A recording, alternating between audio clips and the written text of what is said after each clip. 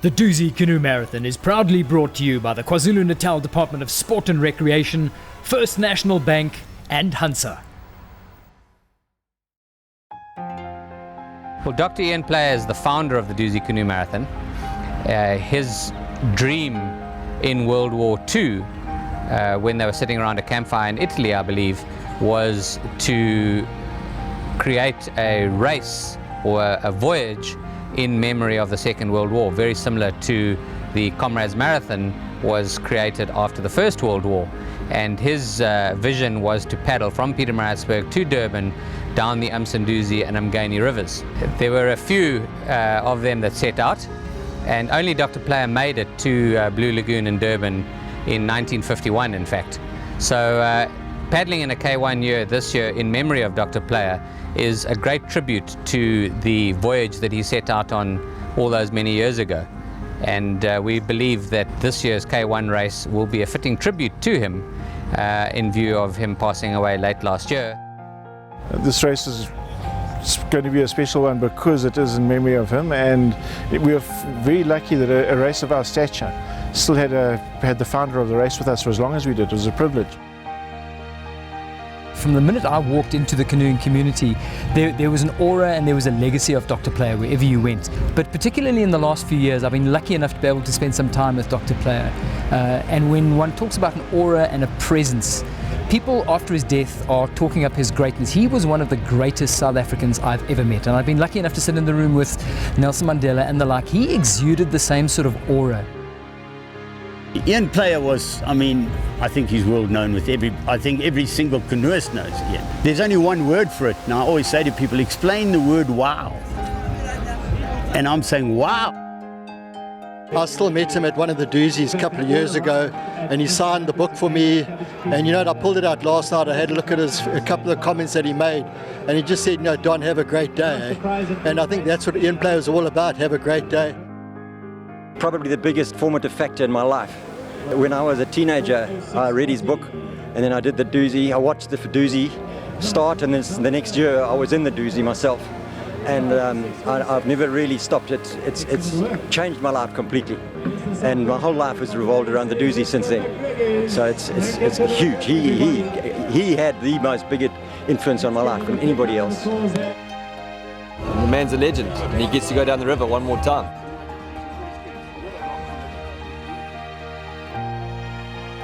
There is a drive inside human beings which one has got to acknowledge, that there is this desire to be better and better and better. If we can only apply it to the environment as well, then I will die happy.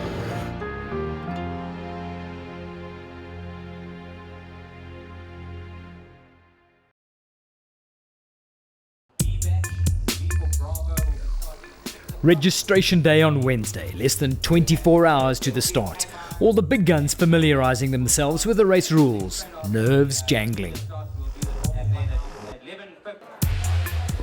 It's also clock-in time for every single paddler, grabbing a heaving goodie bag, buying the Dr. Player tribute ribbons, and the obligatory Hansa to help steady the ship.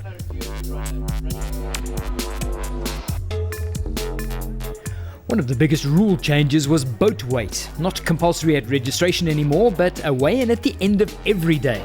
Now the paddler's responsibility to race a 12-kilogram K1.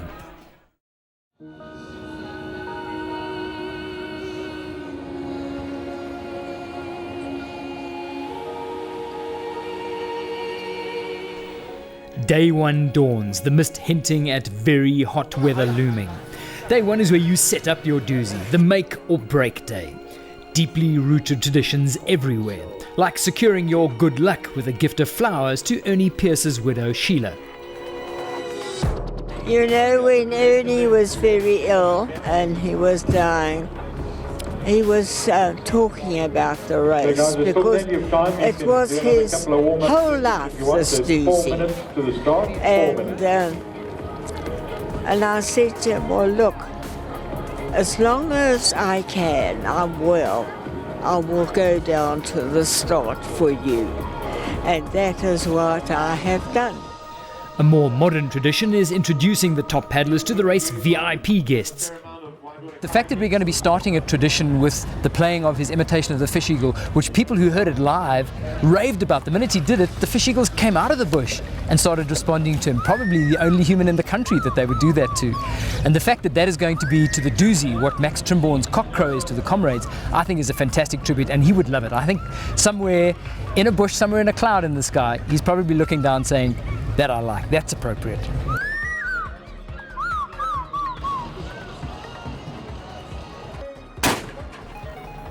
Day one, and A batch is off the start line.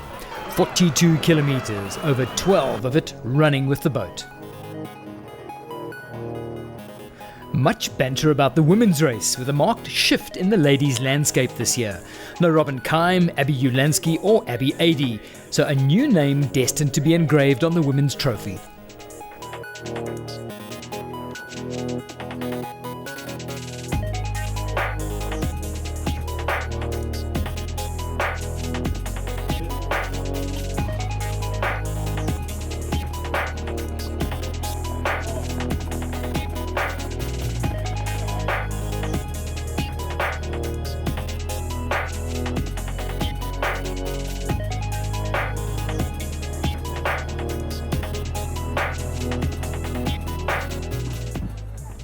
Australian gold making sure the paddlers are prepared to confront the brutal KZN summer sun.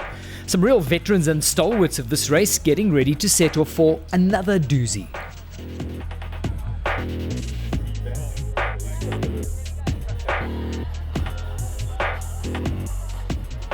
This is my 25th. This is Joe's 10th, so a very special one for us and a very special cause. So we thought we're going for the charity batch this year. Charity batch bids set a new record of 381,712 Rand for the 3 beneficiaries. Hey, I think it's just the fun and the camaraderie on the route. Yes, it really is fun. When the oak is battling, the oaks sort of push them along, and it's fun, and give each other hell, I suppose, as well. Yeah, it's a lot of fun. Yeah. The doozy is unlike any other race, and many approach it as such. Abby Adey opting to paddle the doozy with her dad. It's just the beauty of the valley, the wildness, all that sort of stuff. The unknown factor, because you never know what the water level's about. So that's the big factor. Yeah. Adventurer Alistair Black set to run all the way to Durban. I'm looking at 120 kilometers of running. The girl I'm doing it for is very ill. She has a it's a disease where she can't produce glycogen. She's one of the only ones in the country, and there's 1,000 of them worldwide. And we're just trying to raise funds for her and her family.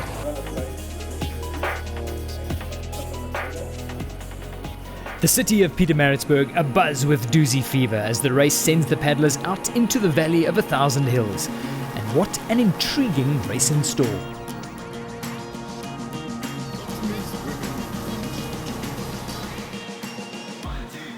Hi, my name's Andy, and I'm with Team Eurosteel, and I paddle for NCC. I got into paddling because cricket at junior school wasn't the most exciting sport for me, not gifted with ball sports, but I really enjoy it, and I'm just loving my paddling nowadays. Said Andy Burkett, the first to the only Pierce Weir, with Marty's Lance Keim right on his rudder, a batch loaded with established and emerging talent.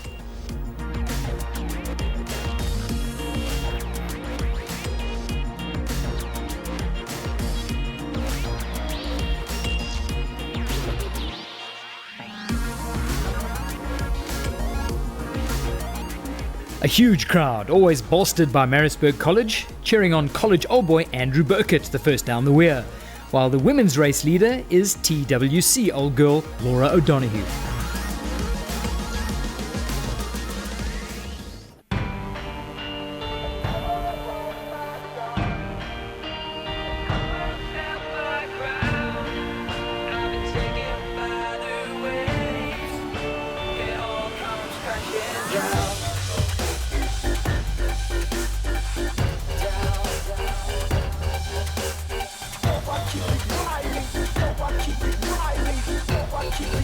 Keep it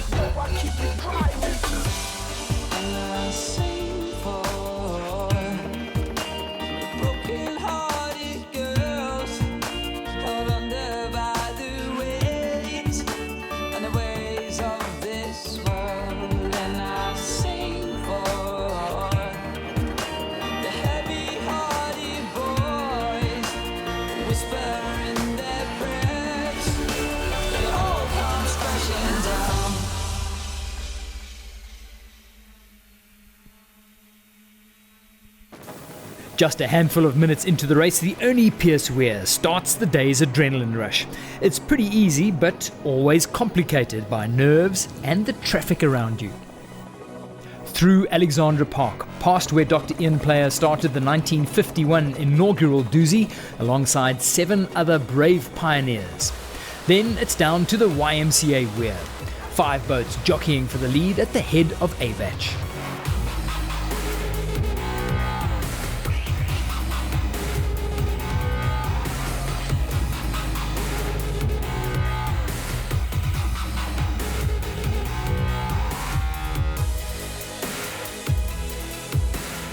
"30-year-old mom of 2 Laura O'Donoghue in charge of the women's race already.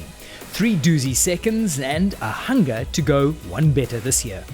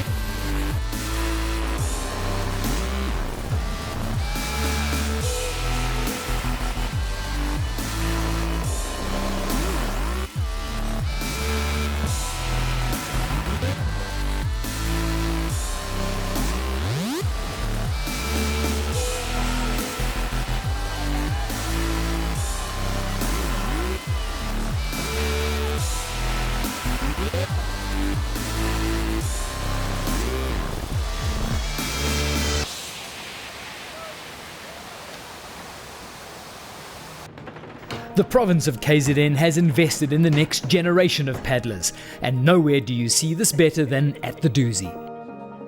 This year we're expecting between 100 and 120 development paddlers to take part in the Dusi, and that will represent the most number of development paddlers that have ever participated in a canoe race in South Africa. And that's a massive achievement for the sport of canoeing, the involvement that the Department of Sport and Recreation have put in, and the administration of the sport as a whole. Yeah, I must say that this year the development, I think they'll occupy the top 10, the way I see it, because I think the guys are doing very well. Yes, I'm very proud of our sponsor, and they did very good things for us. We're very proud, and we want to make them even more proud of us. Cannot wait to finish the Dusi, and actually I want to get in the top 100 this year. Next year, top 50. Well, Department of Sports and Recreation has been very good to us ever since they started, because we started getting new boats, because before we didn't have like equipment, and so they started giving us boats and paddles and new stuff to wear. I think none of us in the team would have been able to do the sports if it wasn't for them, because they really took us in. We didn't have anything, we didn't have any boats, nothing, but they decided to help us with the boats and stuff and equipment. Yeah. Yes, I'll be happy to see more girls, because this year in the Dusi were about 3. Yeah, only 3 black young ladies. So I'll be happy to see more, maybe in 2 years to come. So finishing Dusi, it's so important to me, especially my family. You know, I love it too much. Especially Dusi, I love Dusi. Day 1 has 2 4.5k long portages. The first, Campbell's Farm, through the cane fields at Hacklands Farm.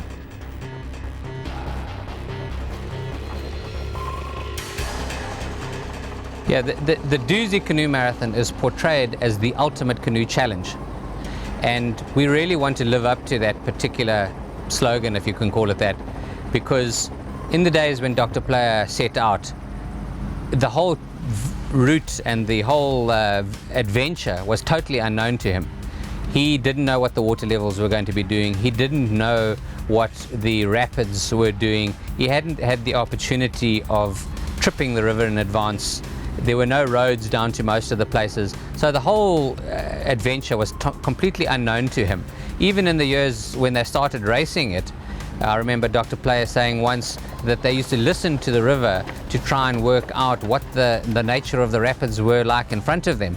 So it must have been an immense challenge to them. And we're really trying to live up to that standard that was set by Dr. Player and keep the Dusi as the ultimate canoe challenge. For that reason, we don't cut any of the paths that the paddlers portage over. We don't mark any of the rapids. We try and keep marshalling to a minimum. We try and keep the rules to a minimum to allow paddlers to experience that challenge and to try and relive the same adventure that Dr. Player lived in the 1950s.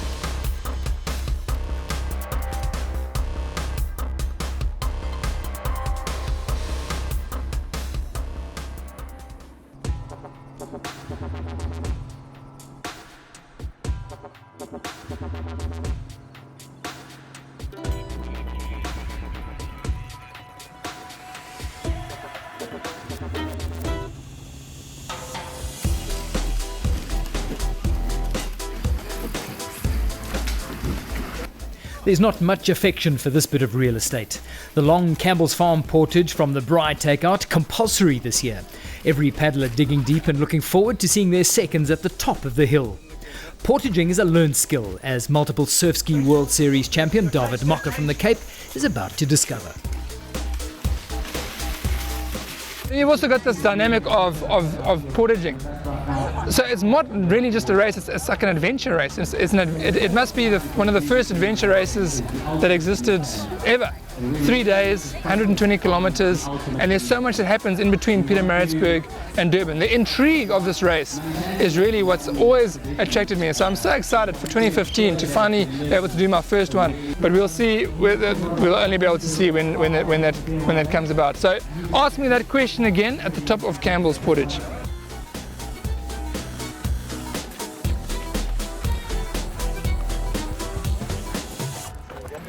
No sooner have you dealt with Campbell's than there's the harder guinea fowl portage.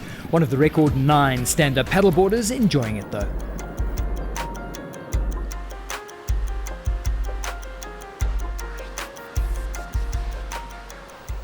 Sponello Quella leading at Mission Rapid, 11 kilometers from the end of the stage.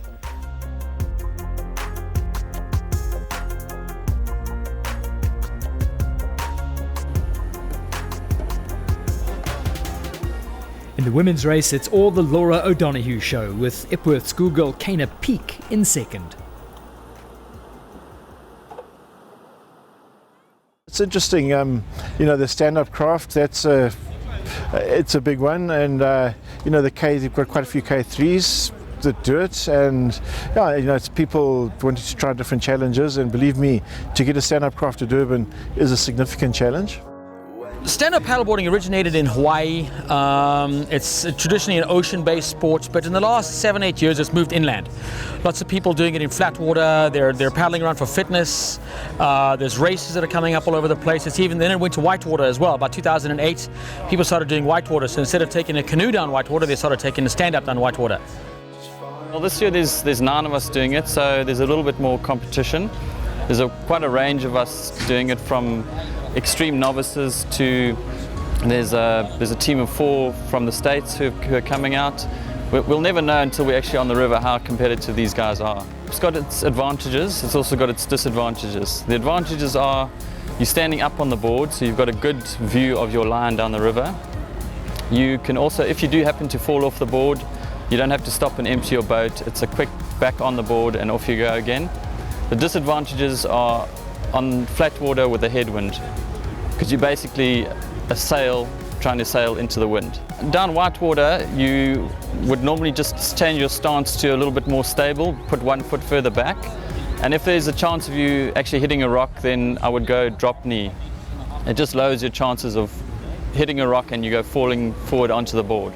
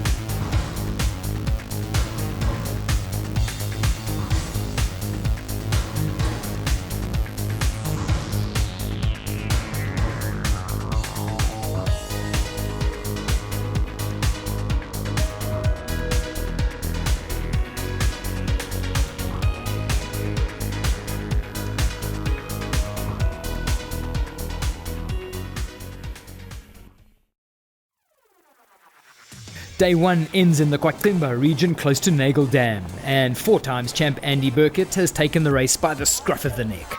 New stage record for Burkey.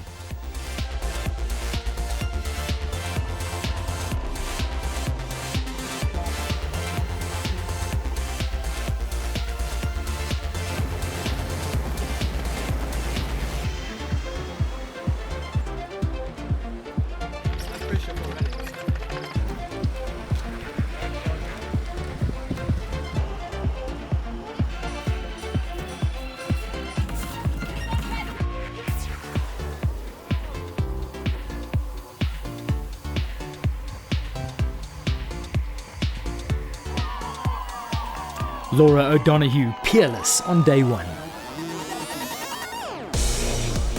There's a lot about day 1 that is really tough, and the war stories afterwards reflect that.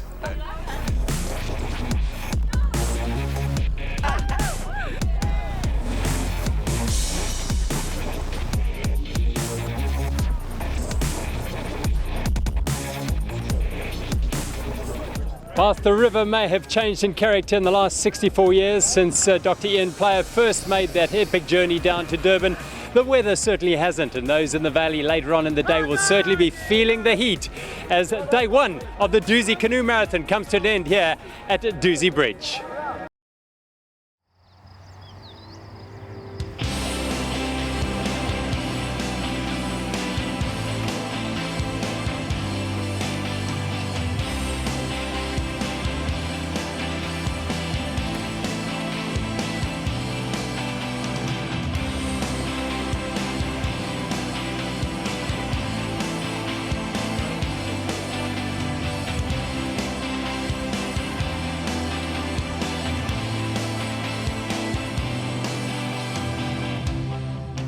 Day 2 dawns with the prospect of a cooler day. The racing up front, however, was always going to stay red hot.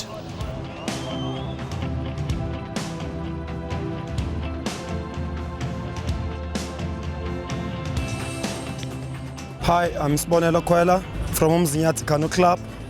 I'm a team Red Bull, Eurosteel and Change a Life.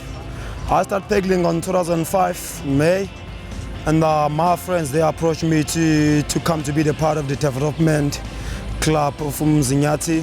I went down to the dam because it was hot and I enjoy pedaling. I asked them if I can be able to come down and join them to be in the boat again, and they said no, for sure, no, you're welcome. That's how I start pedaling, and I love pedaling.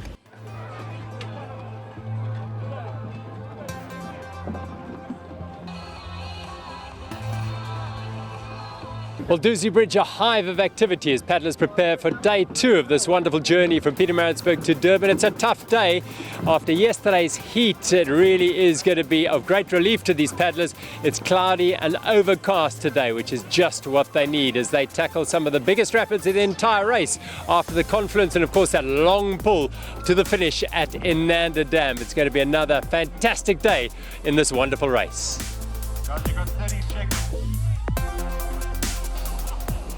Some overzealous paddlers happy to start their day 2 with an optional run to the Dusi Bridge Weir. This is the tough day, 46 kilometers long, and everything changes after the confluence with the mighty Umgeni.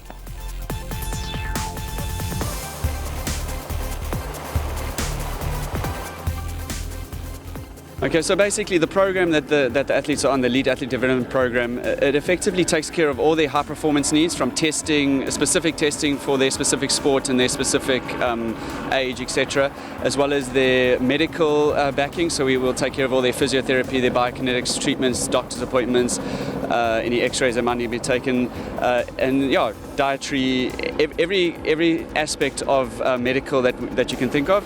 And then then just general assistance with training programs, gym work, and getting them stronger for their specific sport. We've got 13 athletes on the program, and Of that, quite a few of them do cross over into the Dusi distance, which is great. And Andy Burkett obviously is doing exceptionally well on this Dusi this year. And Sibonela Kwela is also being assisted by Prime, and we're very excited about him. He's had a shoulder issue which has come right over the last 2 weeks just before Dusi, and we're really happy for him. We want to develop the next Chad Leclos and the next Bridget Hartley out of this program, and then we'll get the guys coming in underneath and filling those slots as they move on and upwards. And the ideal is obviously translate into Olympic medals and stuff for the country. Great accolades for the country.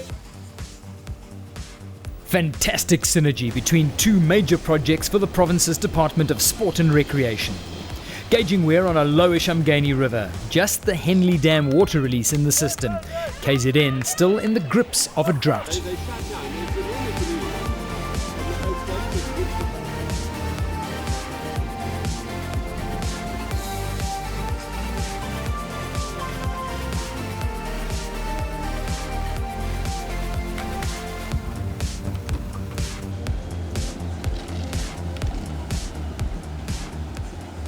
Two weeks ago, everybody was looking at a very low, very traditional Dusi, very similar to what they used to have in the old days, if I can call it that. And we've had a little bit of rain over the last 2 weeks.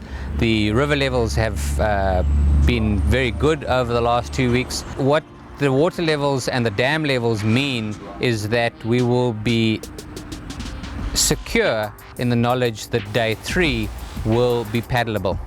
That was one of our big concerns 2 to 3 weeks ago when the dams were so low. But now, because of the rains and the dam levels rising, we believe that day 3 paddling will be paddleable as opposed to an immense amount of running.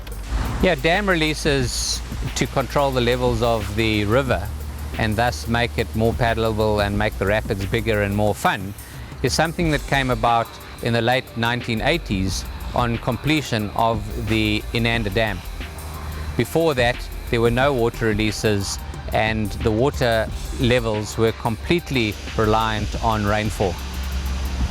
Now we are able to use Henley Dam, which is just outside of Pietermaritzburg, to control the levels of water on day 1 and day 2, and we use Inanda Dam to control the levels on day 3.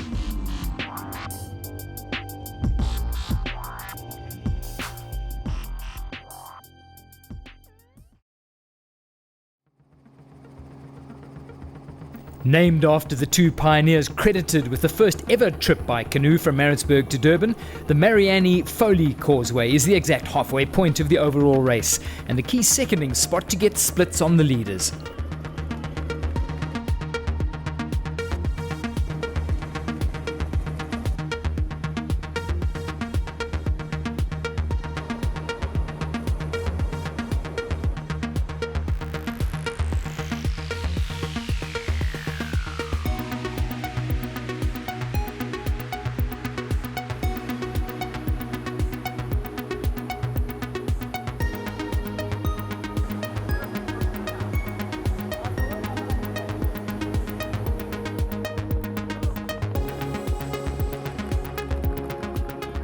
I'm Laura O'Donoghue.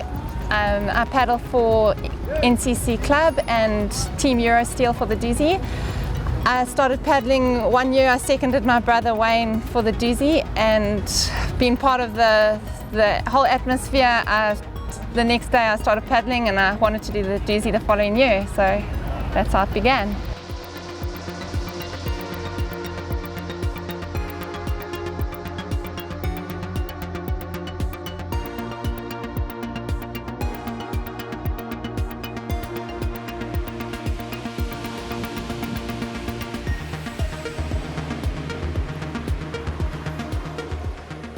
The whole character of the race changes once into the Umgeni Valley. The paddlers thrive on the challenges of the big rapids, including marathon world champ Hank McGregor, paddling in a mixed double with his wife Pippa.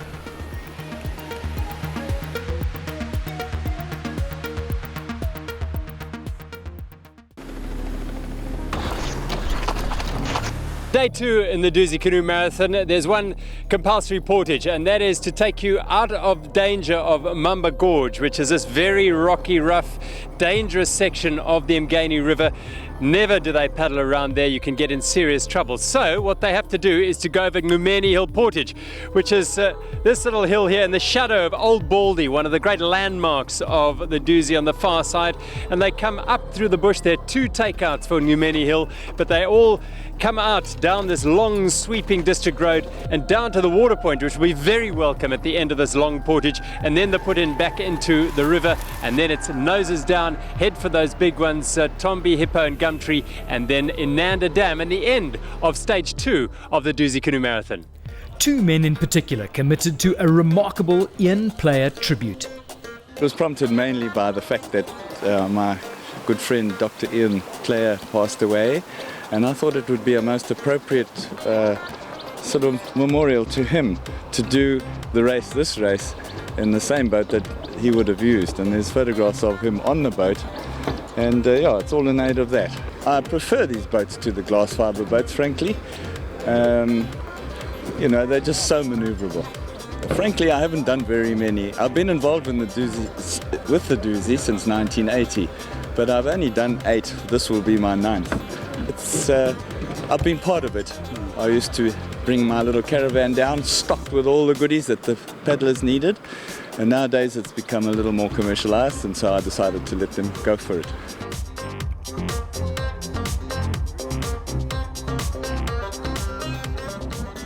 Yeah, they're toe socks. That's exactly what they're for. They're for comrades runners and marathon runners.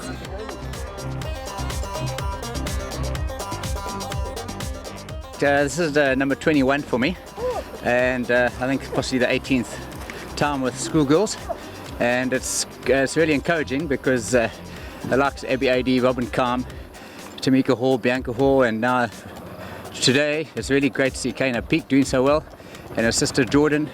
I'm very encouraged. It's a great sport, and I really enjoy playing my part. I think the main thing is to initially make it enjoyable. You want them to come back next time. Don't to push them too hard. Initially, I don't run with the first timers, and it doesn't take long before the bug bites, and they really take it upon themselves, and they really get going. It's not long before they leave me behind. I think the big thing with this particular race is that they need to know the way, and I think that's what I teach them initially. And patience often plays their part, but it's all about good preparation. This is the Valley of 1,000 Hills, and the strong artery flowing right the way through the middle is the Mgeni River, part of the Dusi Canoe Marathon. Tombi Rapid, unforgiving, notorious, in your face.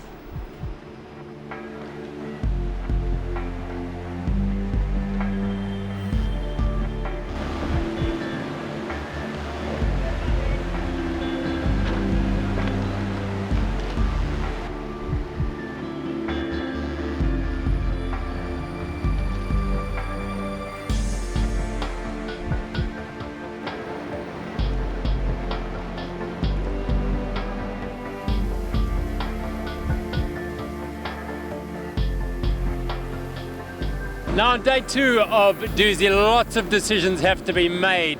How are you going to tackle the terrible trio, the threatening threesome? That is Gumtree, Tombi, and this Hippo Rock. They really are tricky rapids to get through. Most at this stage of the race are portaging around. Some are taking a gamble and portaging the first section and coming through this big thumper down at the bottom, but many are having a swim at Hippo. But you can't fault them for having a go and taking it on, because this is what the Dusi is all about.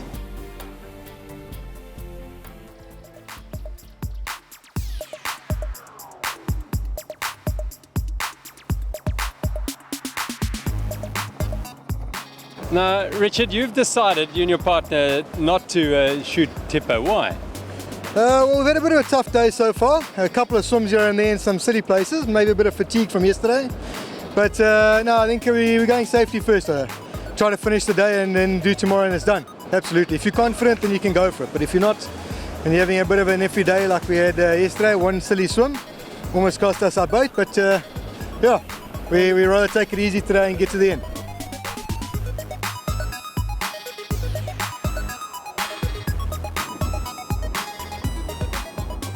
I'll tell you why I put a hole in my boat. So I want to get there in one piece.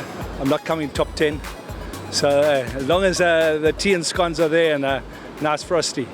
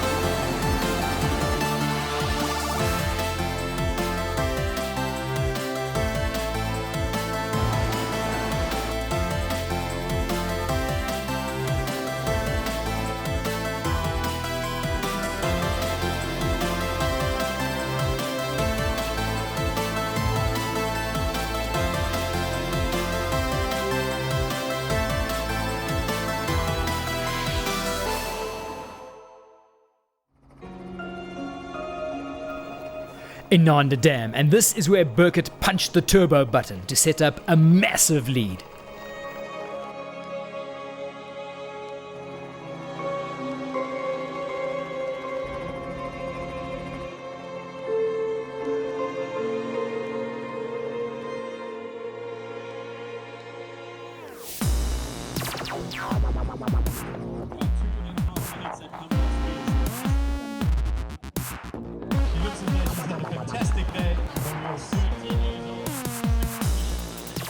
Jeepers, had such a lovely day today, even though the water was a bit low.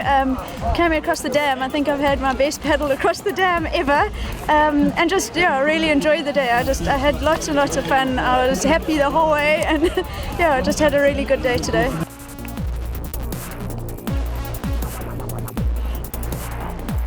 I thought it would be a much easier day, but it isn't. There's a hell of a lot of paddling, and it's a long day.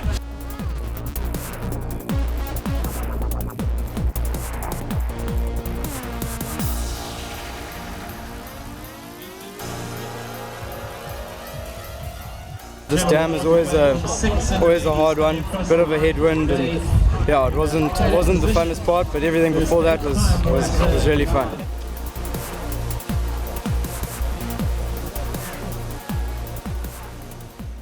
Well, at FNB we're all about healthy living, lifestyle and community, and that's what the Dusi is about. It's about family, it's about community. It's a great event, it's an icon event in KZN, and it's important to us. We are looking to create an environment where seconds, who are a very important part of this event, and get a place where they can sit out of the sun and refresh themselves and keep cool. So we are trying to bring a bit of innovation to the event. It's been an event that's been running the same way for many years. So the plan is to, in the true style of FNB, to innovate, to do something different, to create a place where families can sit out of the sun and watch their loved ones paddle and have a good day out in the Natal valleys together. Well, the finish point here at Inanda Dam is a wonderfully spectacular area for the race to finish on day 2, and another example of how the race has evolved since the pioneering years of Dr. Ian Player. Left for the paddlers, one more long stretch to the wall on the third morning, then it's a dash to Blue Lagoon.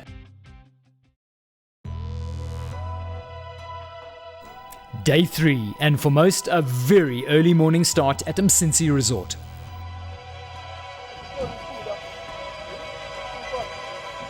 It's been a good race so far. I would have liked a bit more water, but it's no hassles, haven't had any problems along the way, and it's been lots and lots of fun so far. So I'm really enjoying it. My first K1 year.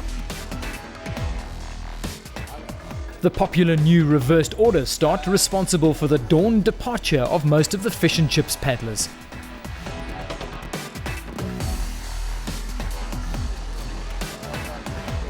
So now day 3 and I get my green number and then it's all done. The green number is when you've done 10 Dusis. So it's like a drug, but a very healthy drug. You can't get away from it. You have to keep coming back every year. Push it, portage, and the left-hand side is where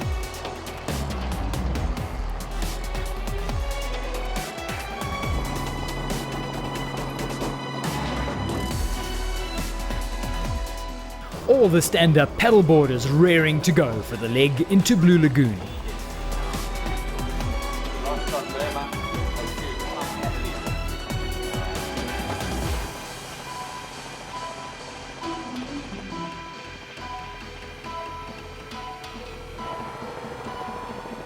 Since 1989, the Inanda Dam has been the focal point of the start of day 3 of the Dusi Canoe Marathon.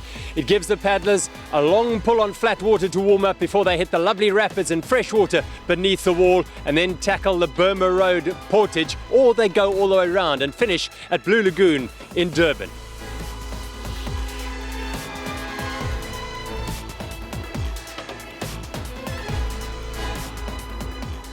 Burkett holding all the cards with a 5.5-minute lead over Lance Kime. Hi there, I'm Lance Kime. I paddle for Team Eurosteel and I come from Marty's Canoe Club down in Stellenbosch.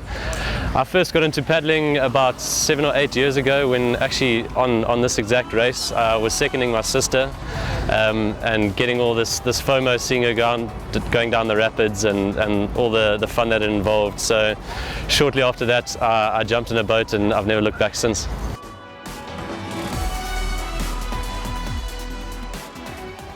One of the great landmarks of this area is Tops Needle. It presides over the start of day 3 of the Dusi Canoe Marathon. The paddlers making their way across the flat water of the dam to the wall, a portage over, and they'll drop into that fresh, cold water that's being poured out of the dam at the very bottom. It'll make their rapids and their journey down towards Blue Lagoon all that more exciting.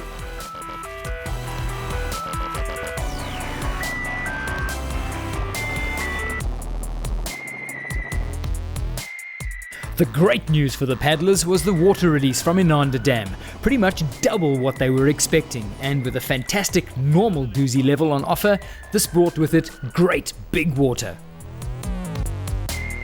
With the prospective drought that was in place 2 to 3 weeks ago, we were very worried that we wouldn't get the water release from day 3, but thanks to the rise in that dam and also the water release that will come from Henley Dam, Umgani Water have very kindly agreed to let out the same amount of water that is coming from Henley, to let that out for us on day 3. So as I say, it will be very paddleable on day 3. Dams like Inanda Dam and Nagle Dam and Midmar Dam have really filled up immensely. 2 weeks ago they were sitting at 70-80%, now suddenly they're sitting at 95-98%, which is fantastic for the race.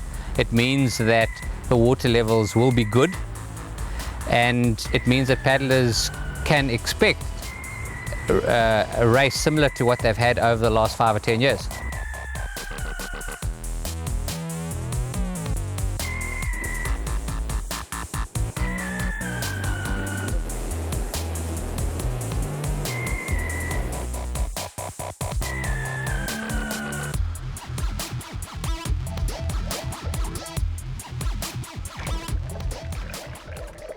Little John Rapid. Paddlers who've chosen to paddle around the Burma Road portage will tackle this one first, Little John. Then they've got to deal with things like Graveyard, Five Fingers and Island Rapid. But it is what this final day of the Dusi is all about. If you're a paddler, you'll love this water.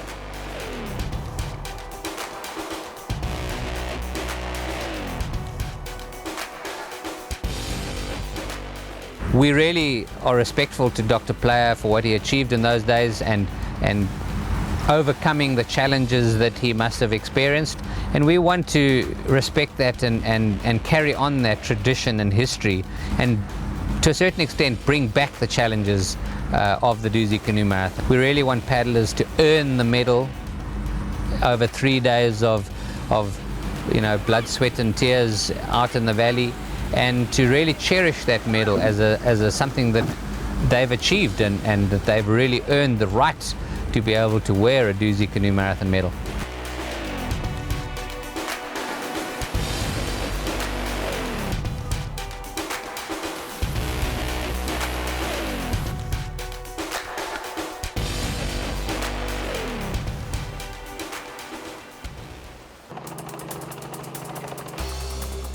An hour into the stage, the decision to run over Burma Road or paddle around.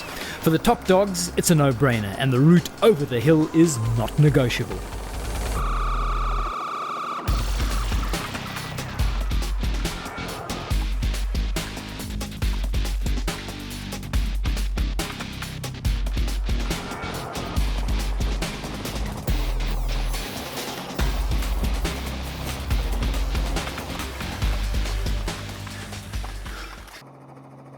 back on the river. The Pump House Weirs and the Pump House Rapid immediately below have become bogey obstacles in recent years. This was where Spunelo Kwela blew his K1 Dusi in 2013.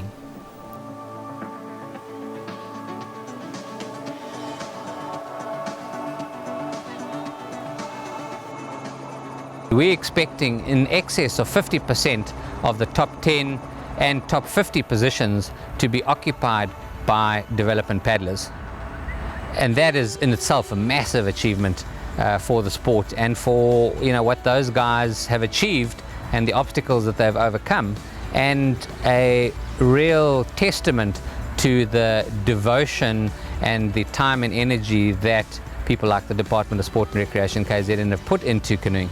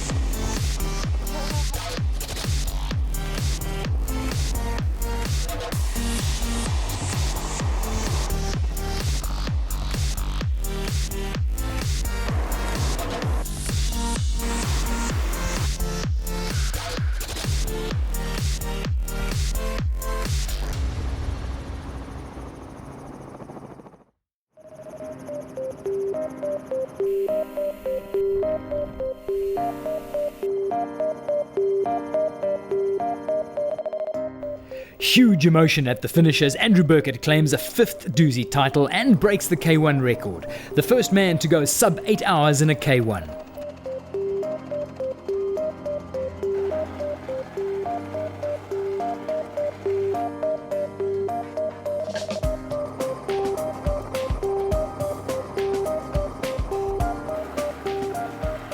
Lance Kime and Spunelo Kwela, the gladiators, at the centre of a thrilling Dusi that was tainted with sadness after the tragic drowning on day 2 of Heine Jordan.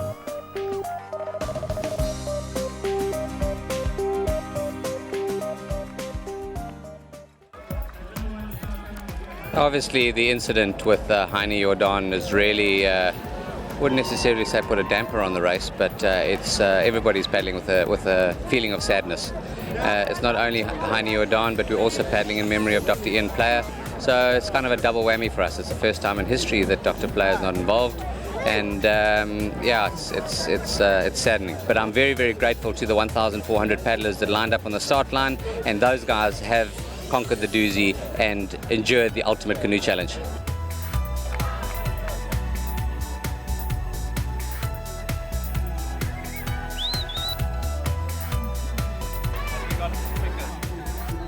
I think it's 65 years young, and it's going to be, I'd be my dream in 60 years' time is still here with us.